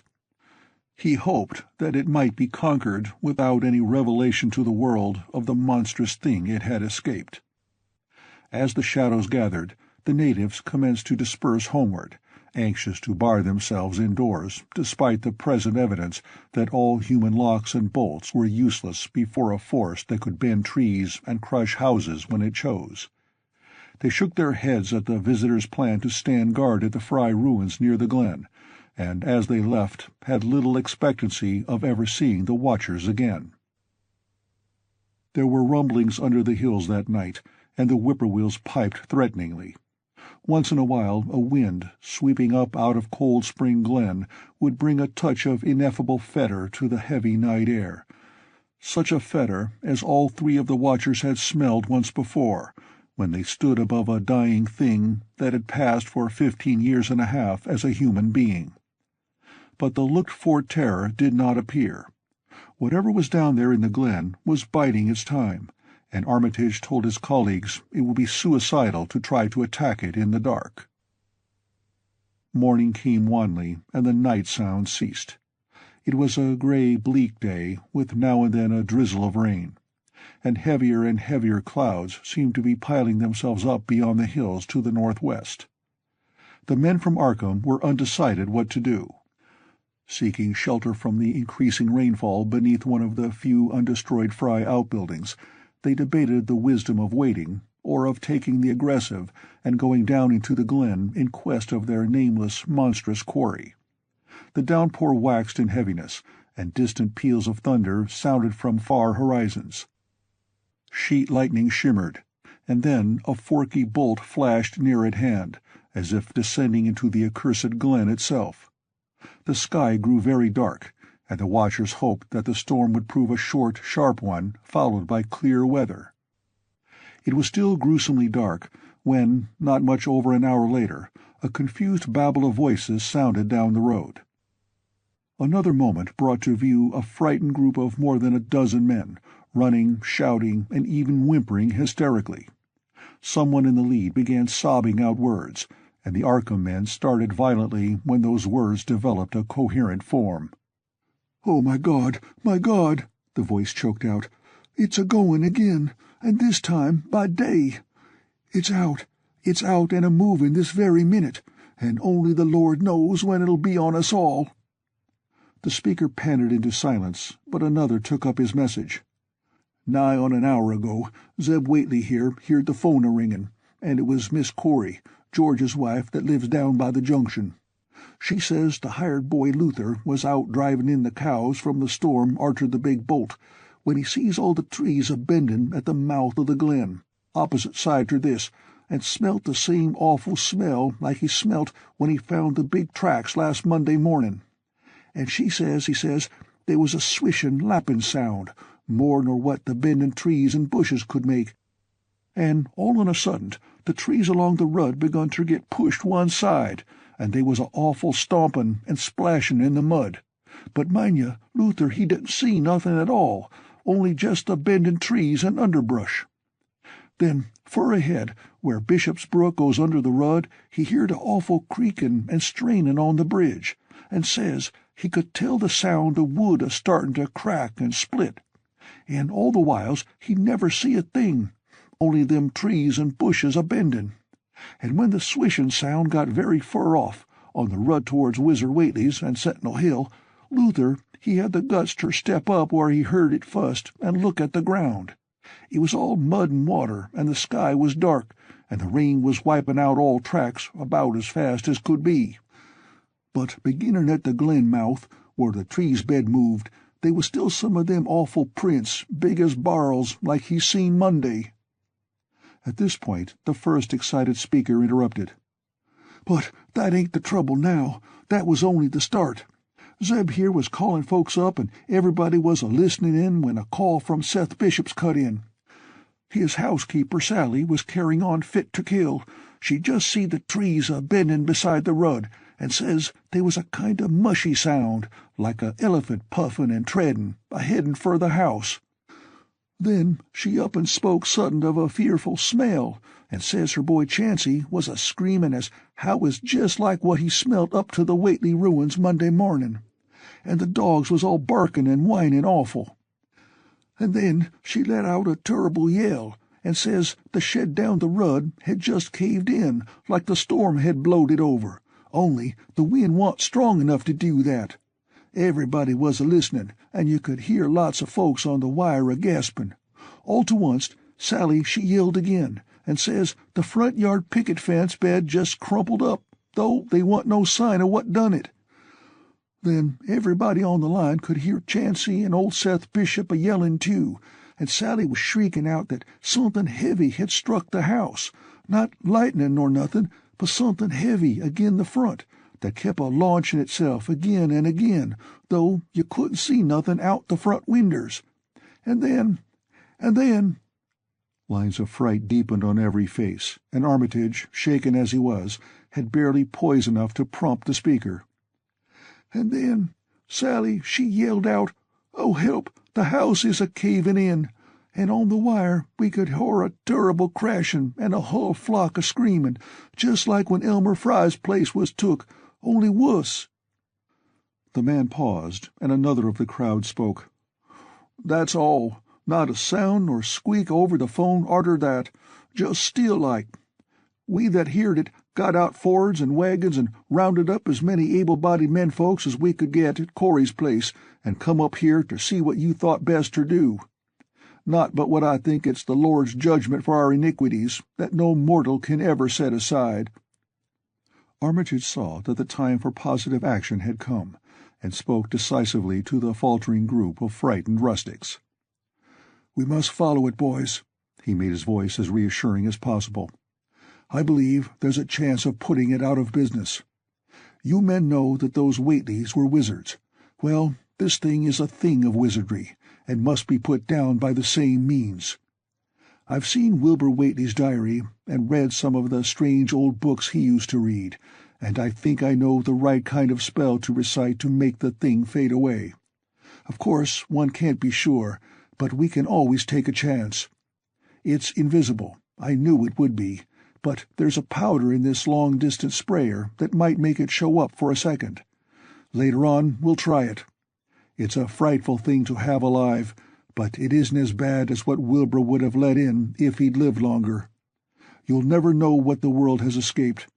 Now we've only this one thing to fight, and it can't multiply. It can, though, do a lot of harm, so we mustn't hesitate to rid the community of it. We must follow it, and the way to begin is to go to the place that has just been wrecked. Let somebody lead the way. I don't know your roads very well, but I've an idea there might be a shorter cut across lots. How about it?" The men shuffled about a moment, and then Earl Sawyer spoke softly, pointing with a grimy finger through the steadily lessening rain. "I guess you can get to Seth Bishop's quickest by cutting across the lower medder here, wading the brook at the low place, and climbing through Carrier's mowing and the timber lot beyond. That comes out on the upper rud, mighty nigh Seth's, a leetle t'other side." Armitage, with Rice and Morgan, started to walk in the direction indicated, and most of the natives followed slowly. The sky was growing lighter, and there were signs that the storm had worn itself away. When Armitage inadvertently took a wrong direction, Joe Osborne warned him and walked ahead to show the right one. Courage and confidence were mounting, though the twilight of the almost perpendicular wooded hill which lay toward the end of their short-cut, and among whose fantastic ancient trees they had to scramble as if up a ladder, put these qualities to a severe test. At length they emerged on a muddy road to find the sun coming out. They were a little beyond the Seth Bishop place, but bent trees and hideously unmistakable tracks showed what had passed by. Only a few moments were consumed in surveying the ruins just around the bend. It was the Fry incident all over again, and nothing dead or living was found in either of the collapsed shells which had been the Bishop house and barn. No one cared to remain there amidst the stench and tarry stickiness, but all turned instinctively to the line of horrible prints leading on toward the wrecked Whately farmhouse and the altar-crowned slopes of Sentinel Hill. As the men passed the site of Wilbur Whateley's abode, they shuddered visibly, and seemed again to mix hesitancy with their zeal. It was no joke tracking down something as big as a house that one could not see, but that had all the vicious malevolence of a demon. Opposite the base of Sentinel Hill the tracks left the road, and there was a fresh bending and matting visible along the broad swath marking the monster's former route to and from the summit.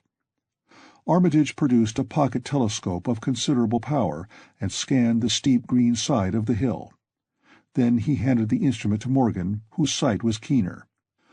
After a moment of gazing, Morgan cried out sharply, passing the glass to Earl Sawyer and indicating a certain spot on the slope with his finger.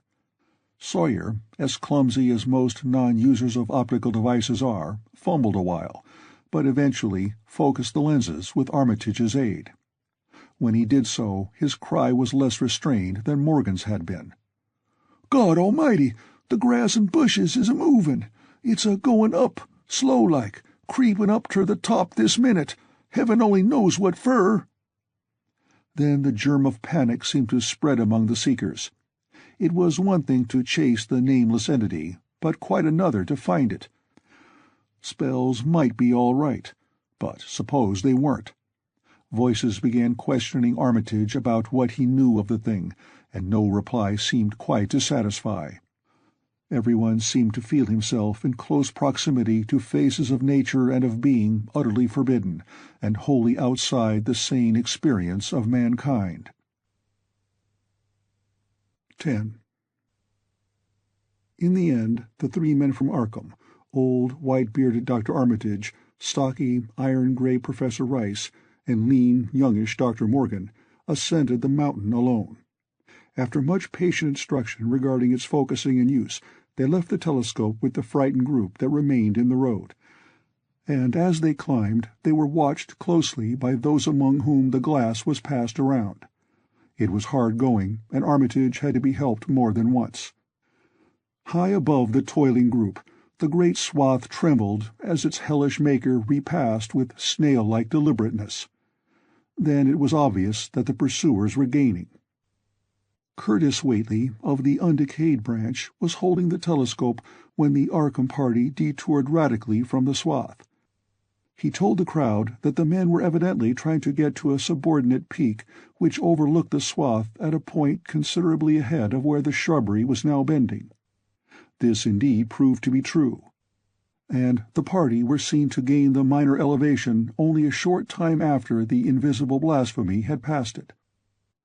Then Wesley Corey, who had taken the glass, cried out that Armitage was adjusting the sprayer which Rice held, and that something must be about to happen. The crowd stirred uneasily, recalling that this sprayer was expected to give the unseen horror a moment of visibility. 2 or 3 men shut their eyes, but Curtis Whateley snatched back the telescope and strained his vision to the utmost. He saw that Rice, from the party's point of vantage above and behind the entity, had an excellent chance of spreading the potent powder with marvelous effect. Those without the telescope saw only an instant's flash of gray cloud, a cloud about the size of a moderately large building, near the top of the mountain.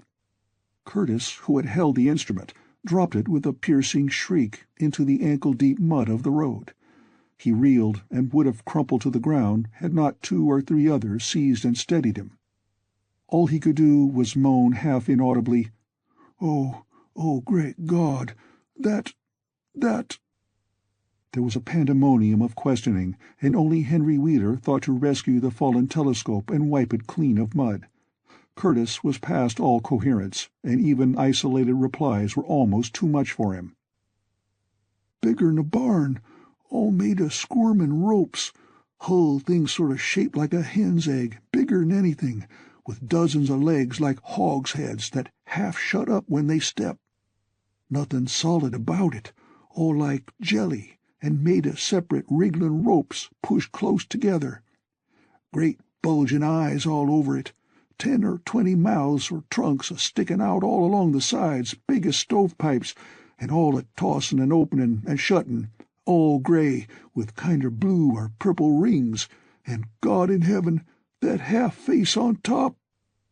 This final memory, whatever it was, proved too much for poor Curtis, and he collapsed completely before he could say more. Fred Farr and Will Hutchins carried him to the roadside and laid him on the damp grass. Henry Wheeler, trembling, turned the rescue telescope on the mountain to see what he might. Through the lenses were discernible 3 tiny figures, apparently running toward the summit as fast as the steep incline allowed. Only these, nothing more. Then everyone noticed a strangely unseasonable noise in the deep valley behind, and even in the underbrush of Sentinel Hill itself. It was the piping of unnumbered whippoorwills, and in their shrill chorus there seemed to lurk a note of tense and evil expectancy. Earl Sawyer now took the telescope and reported the three figures as standing on the topmost ridge, virtually level with the altar stone but at a considerable distance from it. One figure, he said, seemed to be raising its hands above its head at rhythmic intervals. And as Sawyer mentioned the circumstance, the crowd seemed to hear a faint, half-musical sound from the distance, as if a loud chant were accompanying the gestures. The weird silhouette on that remote peak must have been a spectacle of infinite grotesqueness and impressiveness, but no observer was in a mood for aesthetic appreciation.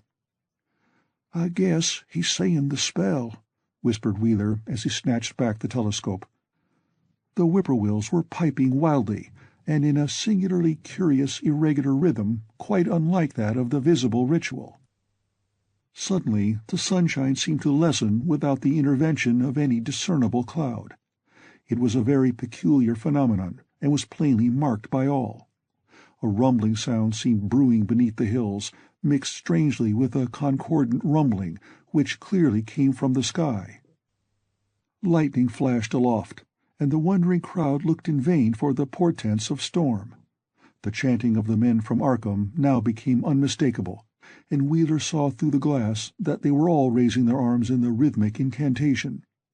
From some farmhouse far away came the frantic barking of dogs. The change in the quality of the daylight increased, and the crowd gazed about the horizon in wonder. A purplish darkness, born of nothing more than a spectral deepening of the sky's blue, pressed down upon the rumbling hills. Then the lightning flashed again, somewhat brighter than before, and the crowd fancied that it had showed a certain mistiness around the altar stone on the distant height. No one, however, had been using the telescope at that instant.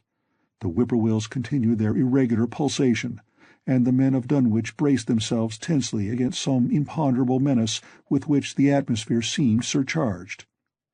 Without warning came those deep, cracked, raucous vocal sounds which will never leave the memory of the stricken group who heard them. Not from any human throat were they born, for the organs of man can yield no such acoustic perversions. Rather, one would have said they came from the pit itself, had not their source been so unmistakably the altar stone on the peak. It is almost erroneous to call them sounds at all, since so much of their ghastly, infra-bass timbre spoke to dim seats of consciousness and terror far subtler than the ear. Yet one must do so, since their form was indisputably, though vaguely, that of half-articulate words. They were loud as the rumblings and the thunder above which they echoed, yet did they come from no visible being. And because imagination might suggest a conjectural source in the world of non-visible beings, the huddled crowd at the mountain's base huddled still closer, and winced as if in expectation of a blow. Yugnai, thufknaga, yog sototh, rang the hideous croaking out of space. Yabthink, yeheye, nagurkudle. The speaking impulse seemed to falter here, as if some frightful psychic struggle were going on. Henry Wheeler strained his eye at the telescope, but saw only the three grotesquely silhouetted human figures on the peak, all moving their arms furiously in strange gestures as their incantation drew near its culmination. From what black wells of acherontic fear or feeling, from what unplumbed gulfs of extra-cosmic consciousness or obscure, long-latent heredity were those half-articulate thunder-croakings drawn? Presently they began to gather renewed force and coherence as they grew in stark, utter, ultimate frenzy. Ya, yaha, ya,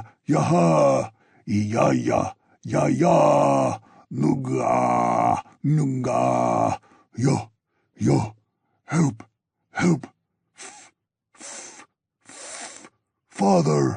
Father, Yog Sothoth.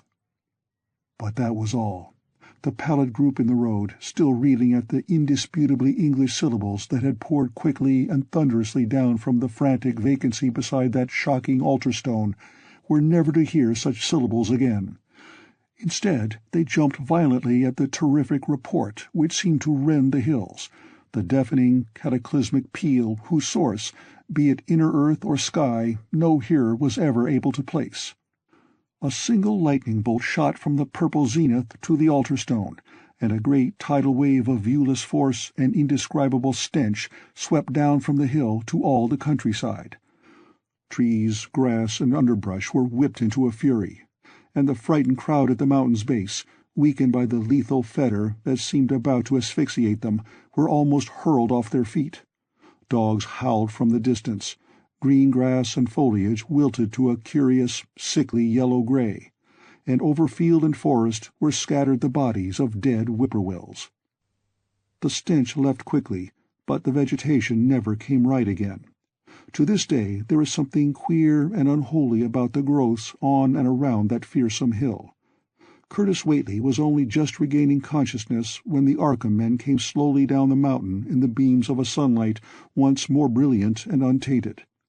They were grave and quiet, and seemed shaken by memories and reflections even more terrible than those which had reduced the group of natives to a state of cowed quivering. In reply to a jumble of questions, they only shook their heads and reaffirmed one vital fact. "The thing has gone forever," Armitage said. "It has been split up into what it was originally made of, and can never exist again. It was an impossibility in a normal world. Only the least fraction was really matter in any sense we know. It was like its father, and most of it has gone back to him in some vague realm or dimension outside our material universe. Some vague abyss out of which only the most accursed rites of human blasphemy could ever have called him for a moment on the hills." There was a brief silence, and in that pause the scattered senses of poor Curtis Whateley began to knit back into a sort of continuity, so that he put his hands to his head with a moan. Memory seemed to pick itself up where it had left off, and the horror of the sight that had prostrated him burst in upon him again. Oh, my God! That half-face! That half-face on top of it! That face with the red eyes and crinkly albino hair and no chin, like the Whateleys'. It was a octopus, centipede, spider kind of thing, but they was a half-shaped man's face on top of it, and it looked like Wizard Whateley's, only it was yards and yards across." He paused exhausted, as the whole group of natives stared in a bewilderment not quite crystallized into fresh terror. Only old Zebulon Whateley, who wanderingly remembered ancient things but who had been silent heretofore, spoke aloud. 15 year gone," he rambled. "I heerd old Whateley say as how some day we'd hear a child o' old Lavinia's a-callin' its father's name on the top o' Sentinel Hill." But Joe Osborne interrupted him to question the Arkham men anew. "What was it, anyhow? And however did young Wizard Whateley call it out of the air it come from?" Armitage chose his words carefully. It was mostly a kind of force that doesn't belong in our part of space, a kind of force that acts and grows and shapes itself by other laws than those of our sort of nature. We have no business calling in such things from outside, and only very wicked people and very wicked cults ever try to. There was some of it in Wilbur Whateley himself, enough to make a devil and a precocious monster of him, and to make his passing out a pretty terrible sight. I'm going to burn his accursed diary, and if you men are wise, you'll dynamite that altar stone up there and pull down all the rings of standing stones on the other hills. Things like that brought down the beings those Whateleys were so fond of, the beings they were going to lead intangibly to wipe out the human race and drag the earth off to some nameless place for some nameless purpose. But as to this thing we've just sent back, the Whateleys raised it for a terrible part in the doings that were to come. It grew fast and big from the same reason that Wilbur grew fast and big, but it beat him because it had a greater share of the outsideness in it. You needn't ask how Wilbur called it out of the air. He didn't call it out. It was his twin brother, but it looked more like the father than he did. The end of The Dunwich Horror by H.P. Lovecraft.